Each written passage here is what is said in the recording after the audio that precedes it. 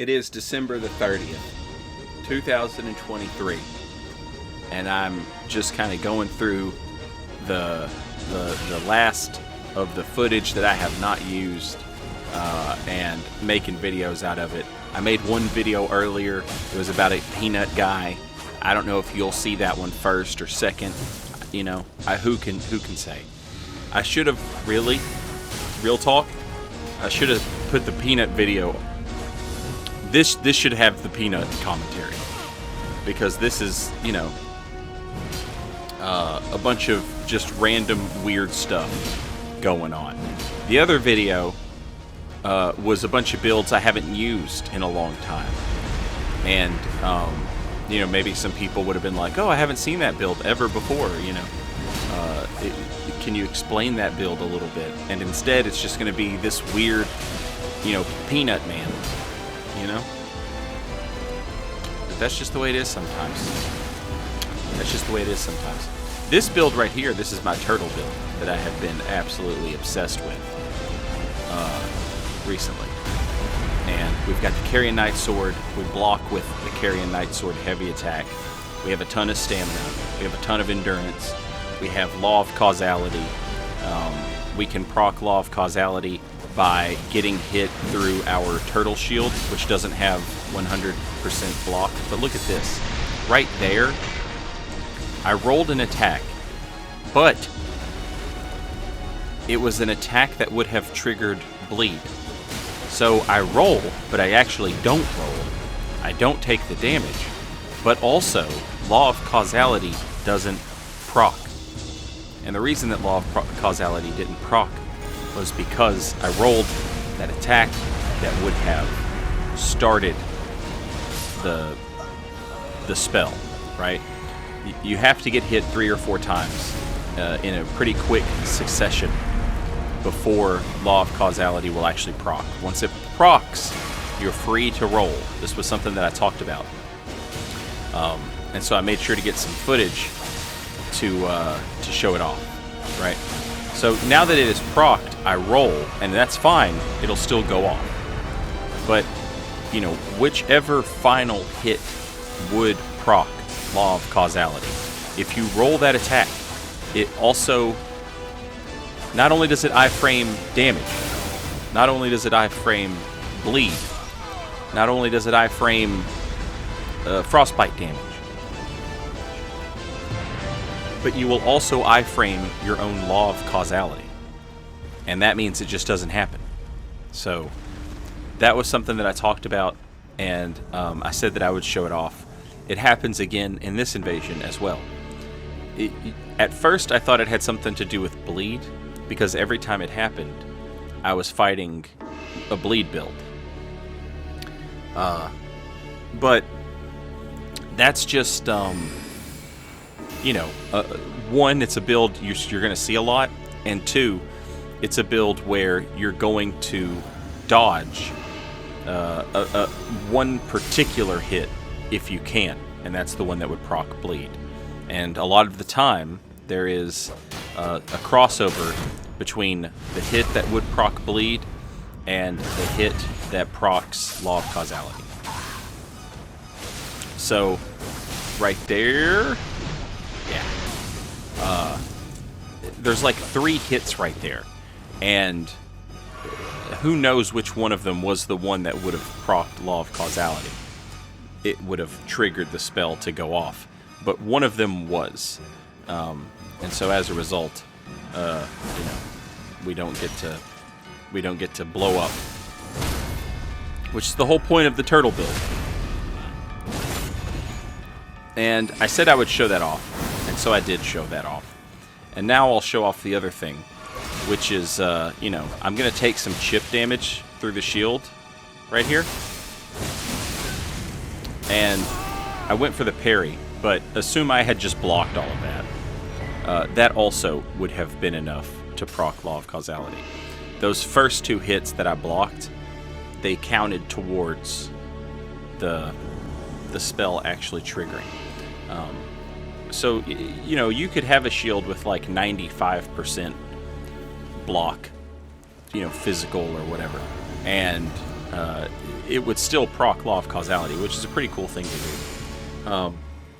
And then this clip I just included because it's funny. Doesn't need anything else.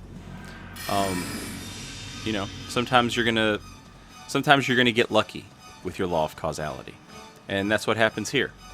And that's what you want. You want to see some silly stuff. That guy's Ash of War just doing absolutely no damage. I have no idea how I am.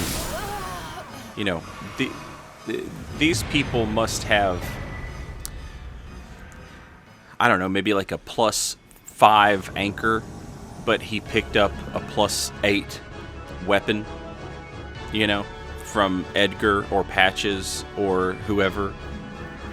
Because there's just no explanation for doing that little damage and being invaded by somebody who does, you know, so much more damage. Or maybe he had a fully upgraded anchor and just didn't have the stats to use it for some reason.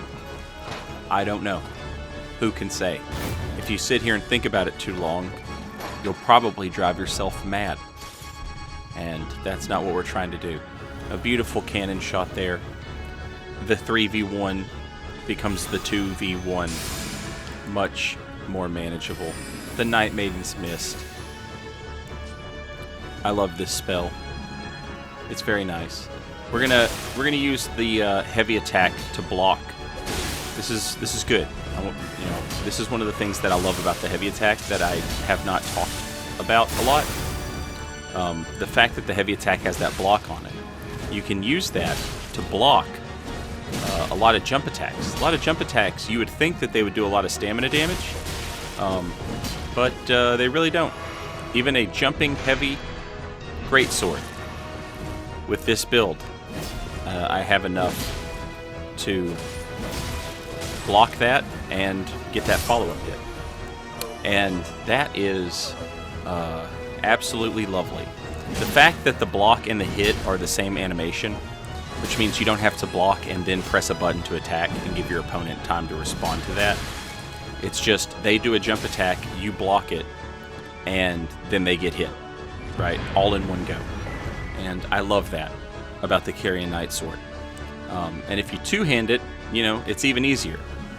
You can not only get the block and the hit, but then you can have like enough stamina to roll away or sprint backwards a little bit if you would like to. Some stuff, you know, it's kind of dumb to try and block, but you know, you're never going to know what you can and can't block with this if you don't try, right? So jump attack was one of the first things I tested out, because I was like, if this works, that's going to be absolutely beautiful. And I run around with the shield a lot, and so look at maybe it's kind of silly to try and block that, but I'm glad that I did, because we saw that it worked. I run around with the shield a lot, and I've started just blocking a lot of jump attacks because it's just safe. And a lot of people will do a jump attack and then immediately press attack again. And that's just easy to parry. That's just super easy to parry. So that's something that I was doing already. And then I was thinking, well, you know, since it works with a shield, maybe it would work on this build. I was assuming that it would not, but it did. Check this out. See what my opponent did just there?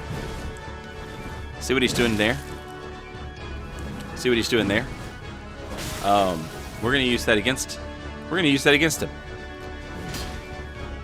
He is going for that rolling attack because he knows it's good. You know, everybody does.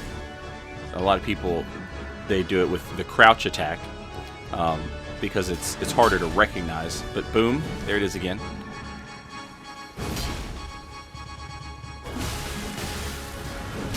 And there it is again. So he really wants that. He really, really wants that. You can't parry Colossal Swords rolling attacks like you could back in Dark Souls 3. Kind of wish they still let us do that. But we're going to hit him. We know which way he's rolling, so we've unlocked and we're putting ourselves where we need to be. And then, oh, that's clean. That's cleanliness right there. And that's how you know it's next to godliness, because of how clean it was. This is a different build, obviously. I just also had this footage, and I was like, oh yeah, I'm using that. I'm for sure using that, because that was sexy right there. People want to see that. People want to see it. They want to,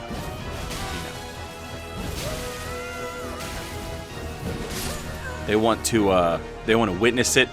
They want to perceive it with their own eyes. And now that they have, and they can, and yeah, that's one of those old Dark Souls 1 backstabs right there. Probably Demon Souls even, but to me, that's a Dark Souls 1 backstab. Somebody rolls towards you, you just walk into it and backstab them.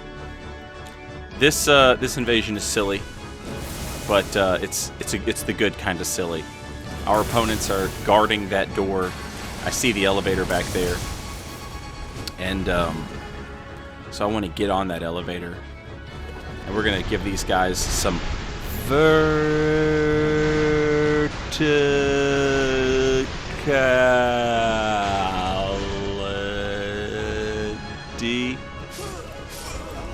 Verticality. It's when the level goes up and down, like an elevator. Okay. Happy New Year. See you next year. Till then, later, y'all.